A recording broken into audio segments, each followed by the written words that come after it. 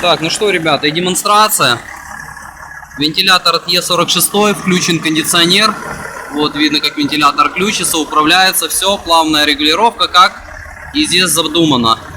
Так что, в принципе, можно, там идут споры, можно любой ставить от Е46, но тогда будет только 3 скорости. Это с плавной регулировкой. Все вот как у нас блок стоит. Все работает, все в своих местах, на стяжечках. Приехала машинка BMW E60 в кузове, 3 литра дизель. С такой проблемой, что не E65, подсказывает владелец. С такой проблемой, что не работает вентилятор кондиционера.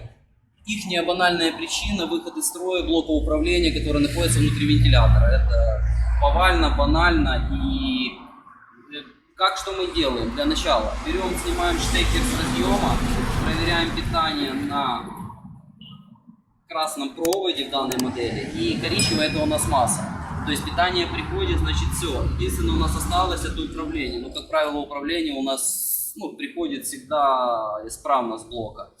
Вся проблема в блоке вентилятора. Убираем верхнюю планку, я, правда, уже снял пластмассовую. Здесь у нас 1, 2, 3, 4, 5, 6, 7, 8, 9 пластиковые накладки, и сам вентилятор достается просто с поднятием вверх.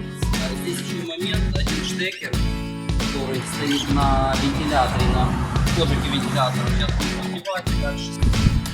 Вот этот штекер мешает кондиционера. Туда засовываем отвертку, и он вниз спускается. Так, он не хочет выходить с отверточкой. Все, не забывайте подписаться на канал, ставить лайки, и поехали дальше. Так, и дальше смотрим. Вот это наш оригинальный вентилятор. Это вот от BMW E46, да. Он у нас тоже идет на 3 провода. Итак, дальше торксом на Т25 выкручиваем. 1, 2, 3. Тоже эти поддались очень легко. С этим игрался, но закислились эти. Так, далее снимаем кожух защиты, нажимаем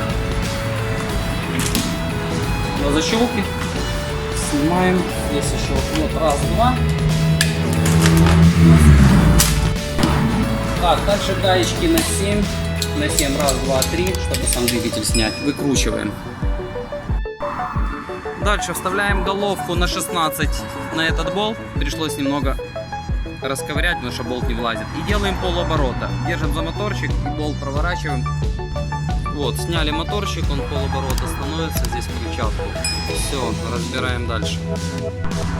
Итак, ребята, смотрите.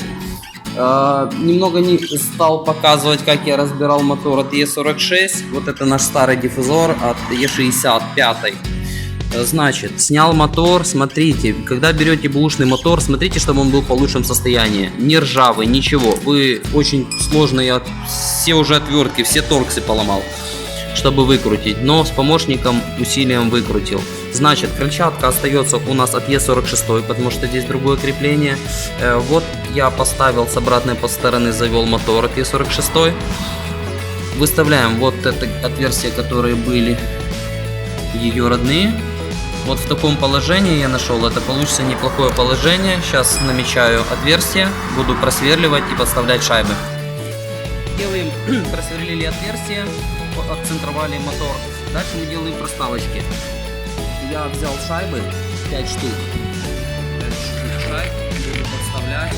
Новые болты, на М5 они идут. Вот такие вот шайбочки взял. Подставляю, чтобы выше приподнять мотор, потому что он трет лопастями крыльчатки. Все, проставляем шайбы. Следующий момент, ребята, при установке этих дистракторов или проставок и шайб, вот я просверлил отверстие, мешают в эти ребра жесткости. Вот их немножко подрезаем. Будьте очень осторожны, если вы будете или ножом, или чем-то их подрезать, потому что очень опасно. Вчера тоже соскочил нож, порезался. Так что техника безопасности прежде всего. Так, после того, как установили шайбы, вот 6 шайб, промазываем здесь эти болты, чтобы они не окислялись, в случае чего надо будет снимать. В следующий раз будет намного легче. Вот так вот оно выглядит. с обратной стороны. Вентилятор еще на машину не ставил, но по идее должно все стать. Все, ставим крыльчатку на место. Крыльчатка становится от Е46, потому что в родном другое совсем крепление. Вот, вставляем и закручиваем болты. Поехали закручивать.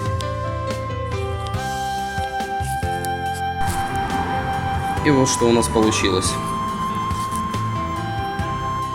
Так, и дальше, ребята, смотрите, отрезаем этот блок, ну это кто кому как хочется, конечно. Я его хочу снять, удлинить здесь провод и где-то его в подкапотное пространство положить.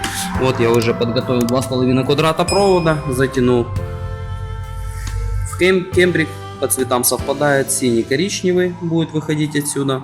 И в кембрик сейчас вытянем сюда и сам блок поставим где-то под капотное пространство, чтобы не попадала влага. Все, делаем, паяем. Так, все, пропаяли провода, уложили в кембрик. Дальше еще я обмотал изолентой на всякий случай, потому что бусики не прогрызли изоленту. И сверху еще кембриком. И все, у нас есть длинный провод будет, и по машине будем смотреть, где его устанавливать. Так, ну что, от самого вентилятора соединили, здесь он по цветам совпадает, коричневый, синий. Дальше здесь выходит у нас с блока, здесь я разрезал и подключил от Е65 фишку, так как она была, соответственно, всем проводам. Коричневый на коричневый, синий на синий, управляющий черный. Так что все, в принципе осталось, я еще хочу засиликонить вот этот блок, потому что он здесь разломанный, ну и от всей коррозии. Продолжаем. Так, дальше собираем все в обратной последовательности. Эти крышки я уже поставил. Значит, сам этот блок прикрутил сюда. Здесь есть два отверстия, где можно его закрепить. Вон на болт М6 или даже М5 я его закрутил и с этой стороны взял стяжкой, потому что не достает. Можно его другой стороной поставить, он туда вглубь к лонжерону станет, но есть какие нюансы, которые у меня не получается его поставить. Дальше провода заходят в свои места. Здесь пришлось воздушную трубку снять, чтобы добраться здесь, установить его. Ну и здесь он будет лучше жить, меньше грязи попадать. Так что собираем обратно. Так, ну что, ребята, и демонстрация. Вентилятор от Е46, включен кондиционер. Вот видно, как вентилятор включится, управляется, все, плавная регулировка, как и здесь задумано. Так что, в принципе, можно, там идут споры, можно любой ставить от Е46, но тогда будет только 3 скорости. Это с плавной регулировкой. Все, вот как у нас блок стоит. Все работает, все в своих местах. На стяжечках стянули и все. Так что, ребята, можно сделать, ну, трудоемкий труд.